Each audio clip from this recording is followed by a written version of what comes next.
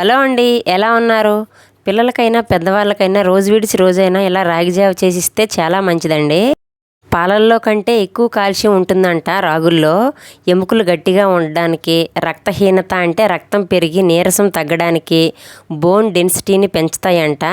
అందుకే రాగి జావ మన పెద్దల నుంచి అంత ఫేమస్ అయ్యింది. ఇప్పుడైనా నీరసంగా ఉండి రక్తం లేనట్టు అనిపించి డాక్టర్ దగ్గరికి వెళ్తే డాక్టర్స్ రాగి జావను ఖచ్చితంగా సజెస్ట్ చేస్తారు. షుగర్ లెవెల్స్ పెరగకుండా ఉండడానికి, మలబద్ధకం లేకుండా కూడా ఉంటుంది రాగి జావ తాగడం వల్ల. ఉద్యోగాలు చేస్తూ నీడలో ఉంటూ కొలెస్ట్రాల్ తగ్గాలి అనుకున్న వాళ్ళకి ఇదొక ఔషధం అనే చెప్పాలి.